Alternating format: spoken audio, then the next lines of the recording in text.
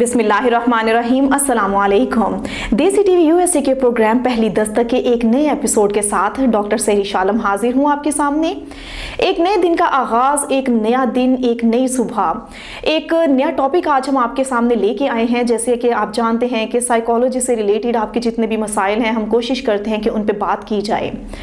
आज का एक बहुत ही अहम इशू जो हमारी सोसाइटी में बहुत ज़्यादा है आजकल, जिसको हम नाम देते हैं जी हरासमेंट का। हरासमेंट एक ऐसी चीज़ है जिसको लेके जैसे ही नाम मतलब हरासमेंट का आता है ना, तो हम बिल्कुल खामोश हो जाते हैं। नहीं नहीं नहीं नहीं, अगर किसी ने हरासा कर दिया है ना, तो इससे रिलेटेड बात जो है वो घर से बाहर नहीं निकलनी चाहिए। अब बस ये चार दीवारी तक ही रह जानी चाहिए, इसमें ही इज्जत समझी जाती है। अगर किसी बच्चे को हरासा किया जा रहा है, किसी नौजवान को हरासा किया जा रहा है, वालिदैन है या मुआशरे का कोई भी फ़र्द है ना, वो चुप करवा देता है कि भाई इसी में इज्जत है, इस चीज़ को आगे हम नहीं लेके जाएंगे, हम इससे रिलेटेड कोई भी कानूनी कार्रवाई नहीं करेंगे, वरना क्या होगा, हमारी तो इज्जत उछाल दी जाएगी हमारे मुआशरे में। ये एक ऐसा इशू है जिस पे बात करना कोई भी ज़रूरी नहीं समझता, और ये एक बहुत ही अहम टॉपिक है और एक ऐसा टॉपिक है जो कि आज तकरीबन हर घर इस वजह से परेशान है। इसी टॉपिक पे बात करने के लिए आज हमारे साथ मौजूद हैं डॉक्टर फरहान कुरैशी, जो कि रॉयल साइकोलॉजिस्ट कम्युनिटी के लीडर हैं आप कह सकते हैं, या फिर सीईओ आप इनको कह सकते हैं। माशाल्लाह से इंटरनेशनल लेवल पे ये काम कर रहे हैं, इंटरनेशनल कोऑर्डिनेटर हैं ये, और अपनी ऑर्गेनाइजेशन को इंटरनेशनली ये रन कर रहे हैं। वेलकम करते हैं। अस्सलाम वालेकुम डॉक्टर साहब। वालेकुम सलाम। कैसे हैं सर आप? ठीक अल्हम्दुलिल्लाह, आप कैसी हैं? मैं भी ठीक अल्हम्दुलिल्लाह। अच्छा, जैसे मैंने अभी इंट्रोडक्शन करवाया आज के हमारे टॉपिक का, तो बजाय इसके कि आज मैं आपसे क्वेश्चंस करूँ, मैं चाहूँगी कि हम दोनों इस चीज़ को जो है ना एक डिस्कशन के तौर पर लेके चलें, क्योंकि इससे रिलेटेड बहुत सारे क्वेश्चंस आपके ज़हन में भी होंगे, बहुत सारे क्वेश्चंस मेरे जहन में भी हैं। हम दोनों आज इस चीज़ को ना म्यूचुअली एक दूसरे के साथ मतलब कोऑर्डिनेट करेंगे, म्यूचुअली एक दूसरे से क्वेश्चंस पूछेंगे, एक डिस्कशन के तौर पे हम लेके चलेंगे, ताकि इस प्रोग्राम को आज हम एक नया रंग दे सकें। हरासमेंट से रिलेटेड हमने बात की, तो मैं चाहूँगी कि शुरुआत आप ही इसकी करें कि हरासमेंट जो है ये क्या है और कैसे की जा सकती है। हरासमेंट, लोग जो है इससे बहुत परेशान हैं आजकल, तो क्या है ये चीज़ ऐसी कि जिसका नाम सुन के ही एकदम दिमाग में ऐसी चीज़ आ जाती है कि बस चुप, इससे आगे कुछ नहीं बोलना। अब देखिए, हमारे जो सोसाइटी है वो इतनी ग्रूम नहीं है, और अगर कोई छोटी सी हरकत हो जाती है, अगर कोई मर्द किसी हमारे फीमेल्स के साथ या हमारे बच्चों के साथ कोई भी बात कर लेता है, तो हमारी सोसाइटी उस चीज़ को इतनी हैवी लेके जाती है, और हमारे जो बच्चे होते हैं उनको भी मतलब इतनी क्लियरिटी नहीं होती, तो वो भी अपने दिमाग पे हैवी कर लेते हैं कि ये मेरे साथ क्या हो गया। तो हमारी सोसाइटी में हैरेसमेंट्स बहुत ज़्यादा हो रही हैं, और ये एक मेन रीज़न है, ठीक है। और इस चीज़ को ख़त्म करने के लिए हमें अपर लेवल में काम करना चाहिए। इसमें हमारी पंजाब पुलिस, हमारी गवर्नमेंट, उनको ये इसके ऊपर वर्क करना चाहिए, क्योंकि जो हैरेसमेंट है वो एक सोसाइटी को ख़राब कर रही होती है, ठीक है। मज़ीद उसमें एक नेगेटिविटी पैदा हो रही होती है, जिससे बहुत सारे साइकोलॉजिकल इश्यूज़ भी निकल रहे होते हैं। अब जैसे कि बात करें, अगर कोई छोटी सी बच्ची है, उसे किसी ने छेड़ दिया है कॉलेज में जाते हुए या स्कूल में जाते हुए, तो उस बच्ची, वो तो मासूम सी होती है, ठीक है। वो जब घर जाती है तो इतनी डिप्रेस होती है उसके साथ क्या हो गया उसे पता नहीं होता। बिल्कुल। फिर हमारे वालिदैन क्या हैं, ठीक है, वो उस अपनी इज़्ज़त को बचाने के लिए वो उस चीज़ को, उस बात को छुपाने की कोशिश करते हैं कि ठीक है, अच्छा हो गया, तो इस बात को मज़ीद किसी से शेयर ना करना, आप मज़ीद लोग बातें करेंगे कि हमारे बच्चे को इस तरह किसी ने छेड़, मतलब हमारी सात पुश्तों की इज्जत आ जाती है ना यहाँ पे आके। हाँ बिल्कुल। तो इस चीज़ की वजह से ना जो बच्चों के ऊपर इफ़ेक्ट आ रहा होता है, मेंटली वो डिस्टर्ब हो रहे होते हैं, तो वो उनको टाइम टू टाइम मज़ीद एक नेगेटिविटी की तरफ लेके जा रहे होते हैं। नेगेटिव मतलब कि उसके दिमाग के ऊपर स्ट्रेस हैवी होता जा रहा है, डिप्रेशन होता जा रहा होता है, एंजाइटी होती जा रही है। तो एक मेन बिल्कुल आपने सही कहा।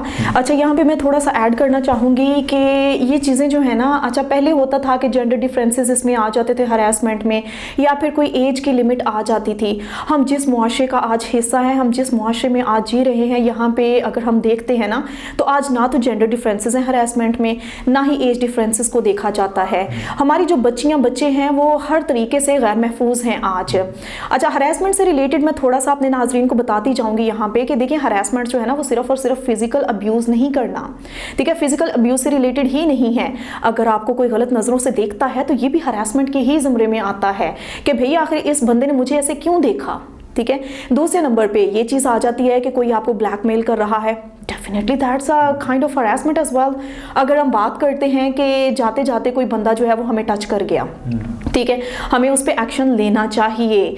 हमें ये सोच के चुप नहीं कर जाना चाहिए कि ना भाई ये तो मतलब कि हमारी सोसाइटी में हम बदनाम हो जाएंगे, ये हो जाएगा, वो हो जाएगा। देखें, बीइंग अ फीमेल मैं यहाँ पे ये अपने मतलब के चैनल को एक सोर्स बना के आप लोगों से एक चीज़ शेयर करना चाहूँगी कि हम ख़वातीन जितनी चुप रहेंगी ना, हमारा मुआशरा उतनी ही जिल्लत हमें देता चला जाएगा। हम जब आवाज़ उठाना शुरू कर देंगी तो इसमें हमारी ही बेहतरी होगी। इस चीज़ में देखिए हमारा इस्लाम भी हमारा साथ देता है, ना सिर्फ हमारे पाकिस्तान का और दुनिया का कानून हमारा साथ देता है, हमारा इस्लाम भी इस चीज़ में हमारा साथ देता है। फीमेल्स की प्रोटेक्शन जो है वो उतनी ही ज़रूरी है जितनी कि मेल्स की प्रोटेक्शन ज़रूरी है। हरासमेंट की जहाँ पे बात की जाती है तो मेरा ख्याल है कि सोसाइटी आज भी इससे अवेयर नहीं है। आज भी हमारी सोसाइटी जो है वो ये नहीं चाहती, या फिर हमारे वालिदैन ये नहीं चाहते कि हम जो है इस केस को आगे लेके जाएं, फर्दर इस पे FIR कटवाई जाए, जिस बंदे ने हरास किया है उस बंदे को उसके मतलब अंजाम तक पहुंचाया जाए।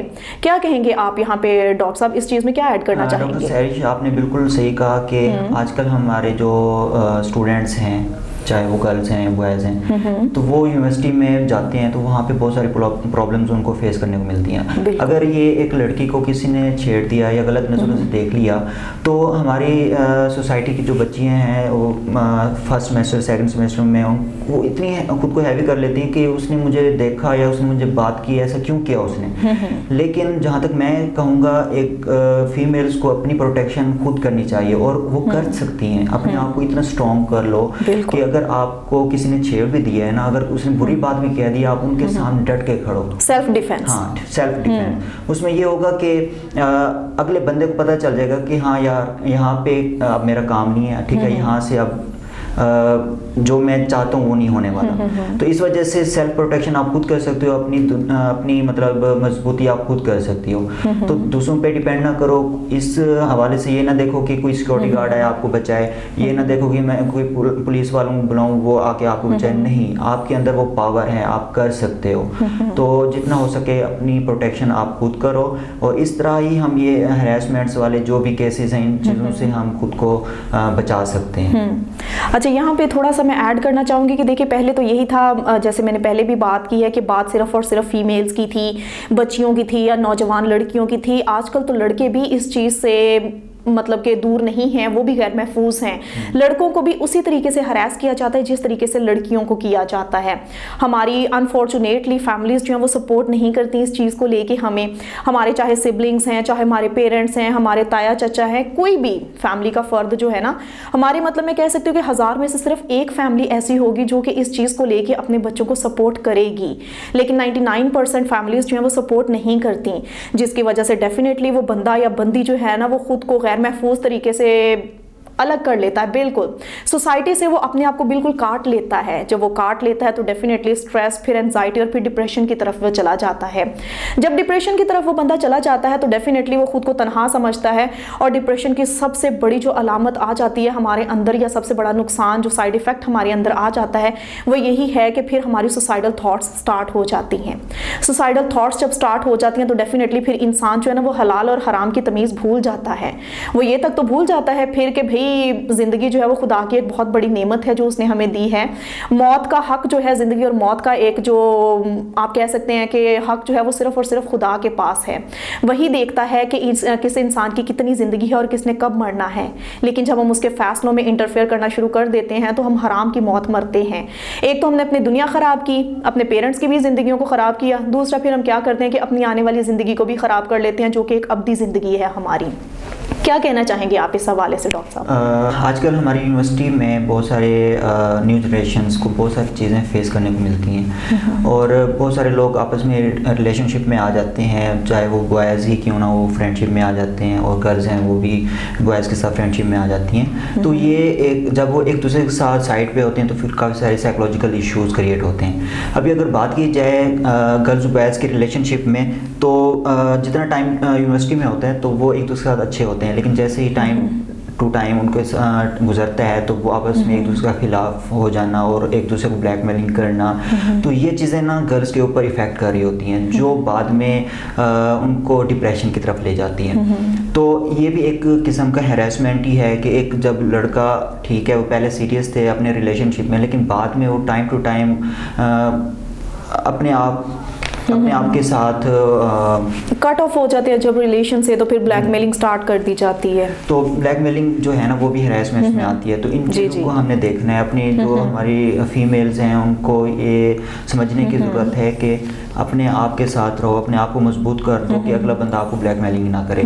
जब ये लड़कियां अपने लिमिट से बाहर हो जाती हैं और अपनी वीकनेस किसी को बता देती हैं, तो वो चीज़ अगले बंदे के ऊपर उनके हाथ में आ जाता है, उनका रिमोट उनके हाथ में आ जाता है, जो उनको आगे उनकी लाइफ में बहुत सारी प्रॉब्लम्स क्रिएट करता है। और एक मेन बात, ठीक है, जो भी रिलेशनशिप में आ जाते हैं उसके बाद जब वो लड़की डिप्रेस होती है, घर में रहती है, तो उसके घर वाले भी उसे नहीं साथ दे रहे होते। बहुत सारे मैंने केसेस देखे हैं, मेरे पास बहुत सारे केसेस आते हैं जिसमें यही गर्ल्स को घर वाले सपोर्ट नहीं कर रहे होते। क्यों?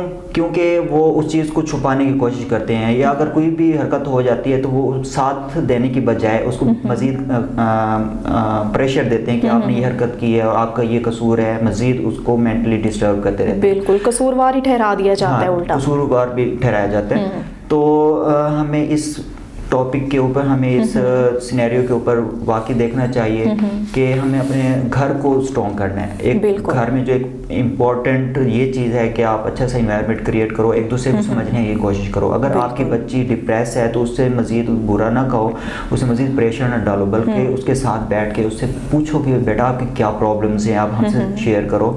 जब बच्ची को पता चल जाएगा कि मेरी फैमिली, मेरे माँ बाप मेरे साथ हैं, तो उससे किसी की भी ज़रूरत नहीं पड़ेगी, प्रोटेक्शन की जरूरत पड़ेगी नहीं। तो बाप जो है ना वो एक मेन है जो अपनी बच्ची का साथ दे सकता है। वो जो कम्युनिकेशन गैप है फैमिलीज में वो ख़त्म हो जाना चाहिए, क्योंकि कम्युनिकेशन गैप जब आ जाता है पेरेंट्स और बच्चों में या फिर सिबलिंग्स में ही जब आ जाता है, तो जाहिर सी बात है अगर हमारी जड़ें ही मजबूत नहीं हैं, हमारी बुनियादें ही मजबूत नहीं हैं, तो फिर डेफिनेटली वो चीज़ जो है वो हमारी तबाही की तरफ ही हमें लेके जाती है।